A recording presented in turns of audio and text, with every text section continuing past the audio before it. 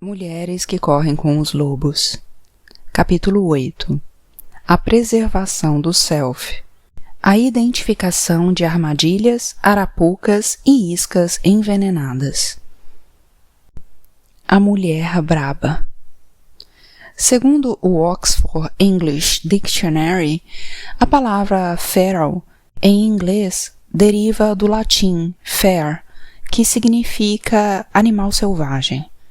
No emprego mais comum da palavra, um animal brabo é aquele que um dia foi selvagem. Foi depois domesticado e voltou ao estado natural ou indomado. A mulher braba é aquela que um dia viveu num estado psíquico natural, ou seja, em perfeito estado mental selvagem, e que depois se tornou cativa de alguma reviravolta dos acontecimentos, passando, assim, a ser excessivamente domesticada e amortecida nos seus instintos próprios. Quando essa mulher tem a oportunidade de voltar à sua natureza selvagem original, quase sempre ela é vítima de todos os tipos de armadilhas e venenos. Como seus ciclos e seus sistemas de proteção foram manipulados, ela corre riscos naquele que costumava ser seu estado selvagem natural. Já não mais alerta e desconfiada, ela se torna presa fácil. Existe um padrão específico para a perda dos instintos. É essencial que estudemos esse modelo, que na realidade o decoremos, para que possamos proteger os tesouros das nossas naturezas básicas, bem como os das nossas filhas. Nos bosques psíquicos, há muitas armadilhas enferrujadas que ficam escondidas por baixo das folhas verdes do chão da floresta. Em termos psicológicos, o termo vale para o mundo objetivo. Existem vários chamarizes aos quais somos susceptíveis. Relacionamentos, pessoas e empreitadas tentadoras. Dentro da isca sedutora há, porém, algo afiado, algo que acabará com o nosso espírito no momento em que dermos a primeira mordida. As mulheres brabas de todas as idades, e especialmente as jovens, têm uma enorme vontade de compensar períodos de fome e de isolamento. Elas se arriscam quando fazem esforços excessivos e irracionais para se aproximar de pessoas e objetivos que não são benéficos, concretos ou duradouros. Não importa onde ou em que época elas vivam, há sempre arapucas à sua espera. Há sempre vidas menores para onde as mulheres se veem forçadas ou atraídas. Se você alguma vez foi capturada, se você alguma vez sofreu de hambre del alma, uma fome da alma, se você alguma vez se sentiu num alçapão, e especialmente se você tem uma compulsão a criar, é bem provável que você tenha sido, ou seja, uma mulher braba. A mulher braba tem, em geral, uma fome extrema por algo profundo e, muitas vezes, pode ingerir qualquer veneno disfarçado na ponta de uma flecha, na crença de que ele é aquilo pelo qual sua alma anseia. Embora algumas mulheres brabas se desviem das armadilhas no último instante com mínimas perdas de pelo, um número muito maior cai nessas armadilhas sem perceber, ficando temporariamente desorientadas, enquanto outras são alquebradas pelas armadilhas e ainda outras consigam se libertar e se arrastar dali até uma caverna para cuidar dos seus ferimentos sozinhas. Para evitar esses ardis e engodos propiciados pelo tempo que a mulher passa no cativeiro e na fome, precisamos ter a capacidade de prevê-los e de nos desviarmos deles. Temos de voltar a desenvolver o insight e a prudência. Temos de aprender a nos desviar. Para poder distinguir as opções corretas, temos de poder ver as erradas. Existe uma história ilustrativa contada por velhas a respeito das aflições da mulher esfaimada e braba. Ela é conhecida pelos títulos diversos de As Sapatilhas do Diabo, Os Sapatos Ardentes do Diabo e Os Sapatinhos Vermelhos. Hans Christian Andersen escreveu um conto de fadas baseado nessa antiga história, dando-lhe esse último título. Como um verdadeiro contador de histórias, ele envolveu o enredo básico com uma boa parte da sua própria inteligência e sensibilidade étnica, mas o esqueleto da história é o mesmo. Segue-se uma visão germânico-magiar que minha tia Teresa costumava nos contar quando éramos crianças. Na sua versão da história, ela sempre começava dizendo: olhem para os seus sapatos e agradeçam por eles serem sem graça, porque é preciso que se viva com muito cuidado quando os sapatos são vermelhos demais. Os Sapatinhos Vermelhos. Era uma vez uma pobre órfã que não tinha sapatos. Essa criança guardava os trapos que pudesse encontrar e, com o tempo, conseguiu costurar um par de sapatos vermelhos. Eles eram grosseiros, mas ela os adorava. Eles faziam com que ela se sentisse rica, apesar de ela passar seus dias procurando alimento nos bosques espinhosos até muito depois de escurecer. Um dia, porém, quando ela vinha caminhando com dificuldade pela estrada, maltrapilha e com seus sapatos vermelhos, uma carruagem dourada parou ao seu lado. Dentro dela havia uma senhora de idade que lhe disse que ia levá-la para casa e tratá-la como se fosse sua própria filhinha. E assim, lá foram elas para a casa da rica senhora, e o cabelo da menina foi lavado e penteado. Deram-lhe roupas de baixo de um branco puríssimo, um vestido de lã, meias brancas e reluzentes sapatos pretos. Quando a menina perguntou pelas roupas velhas, e em especial pelos sapatos vermelhos, a senhora disse que as roupas estavam tão imundas e os sapatos eram tão ridículos que ela os jogara no fogo, onde se reduziram a cinzas. A menina ficou muito triste, pois, mesmo com toda a fortuna que a cercava, os modestos sapatos vermelhos feitos por suas próprias mãos haviam lhe dado uma felicidade imensa.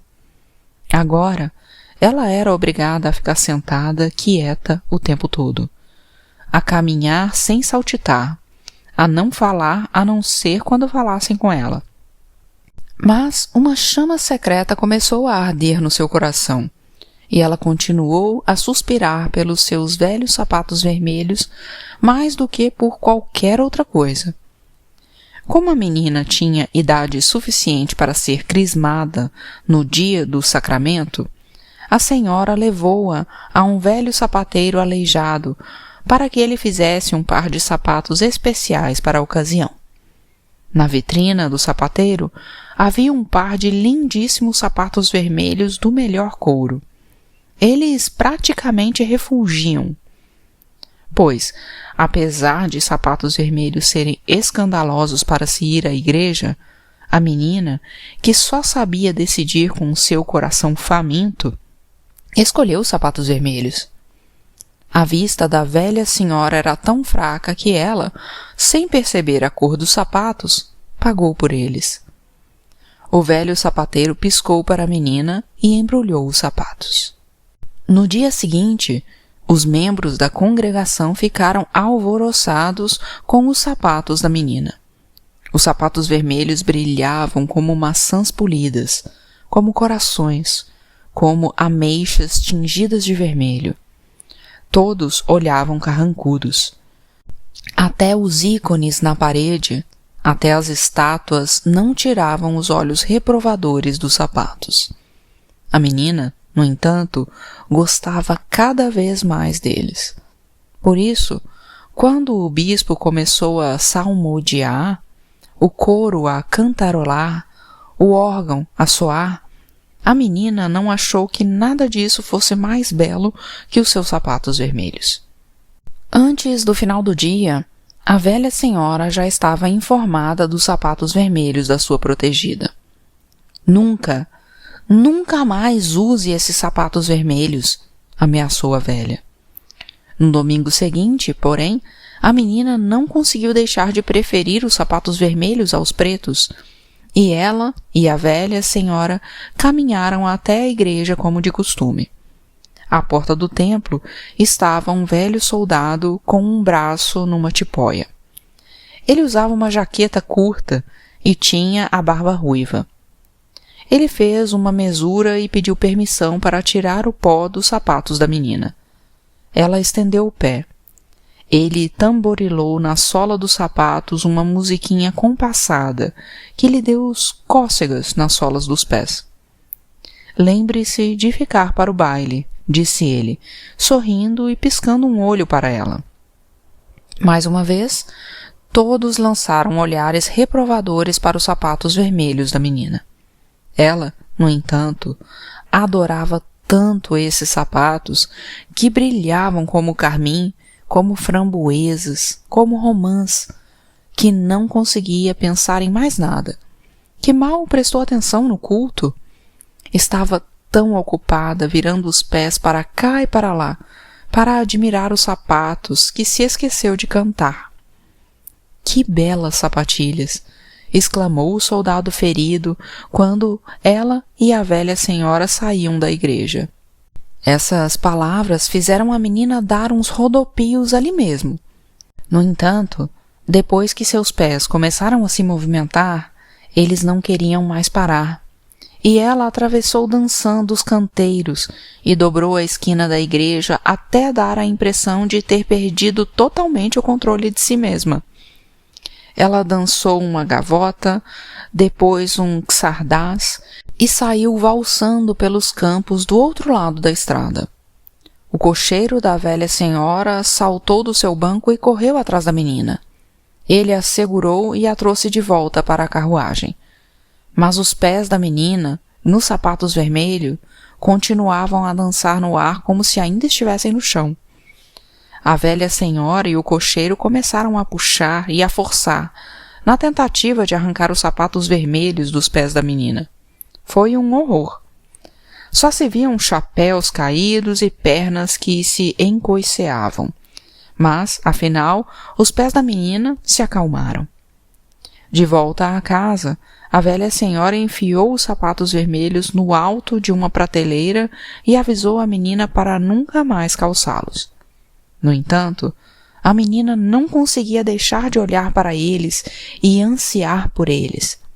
Para ela, eles eram o que havia de mais lindo no planeta.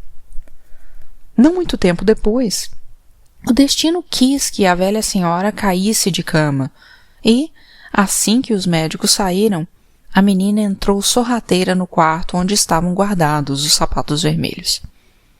Ela os contemplou lá no alto da prateleira.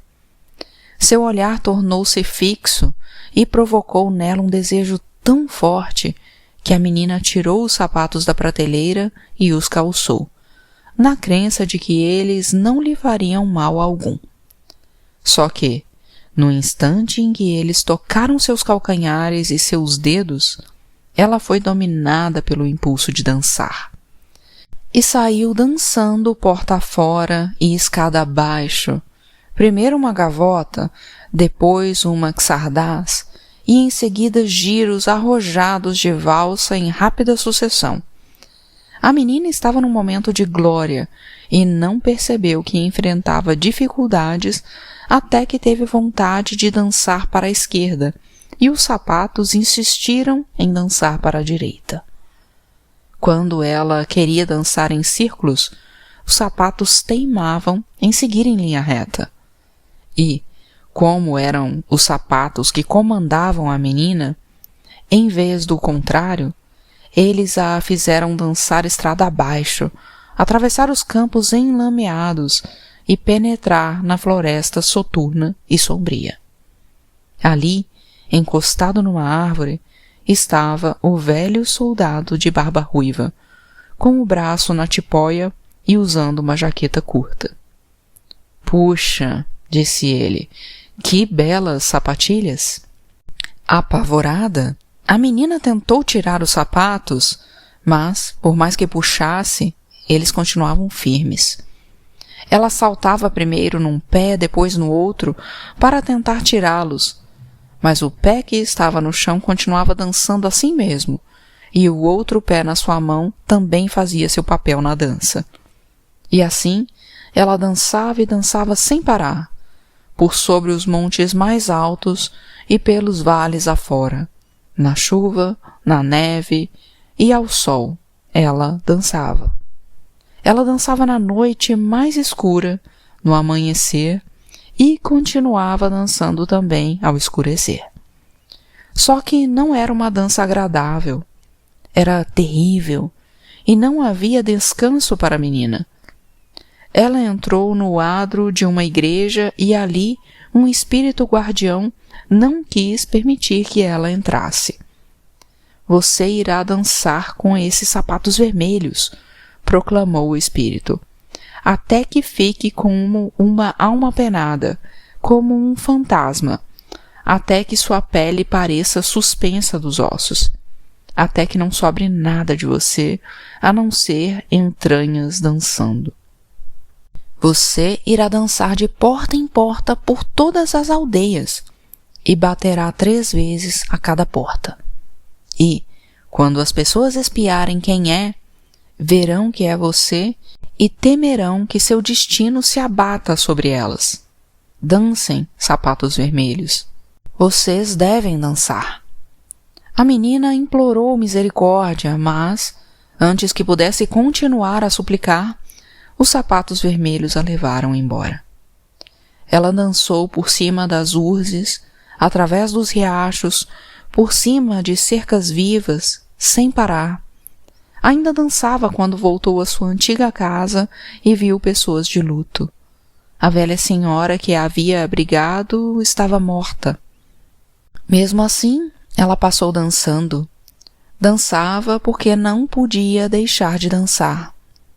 Totalmente exausta e apavorada, ela entrou dançando numa floresta onde morava o carrasco da cidade. E o machado na parede começou a tremer assim que pressentiu que ela se aproximava. Por favor, implorou ela ao carrasco quando passou pela sua porta. Por favor, corte fora meus sapatos para me livrar desse destino horrível. O carrasco cortou fora as tiras dos sapatos vermelhos com o machado, mas os sapatos não se soltaram dos pés da menina. Ela se lamentou, então, dizendo que sua vida não valia mesmo a pena e que ele deveria amputar-lhe os pés. Foi o que ele fez. Com isso, os sapatos vermelhos com os pés neles continuaram dançando floresta fora e morro acima até desaparecerem. A menina era, agora, uma pobre aleijada e teve de descobrir um jeito de sobreviver no mundo trabalhando como criada, e nunca mais ansiou por sapatos vermelhos.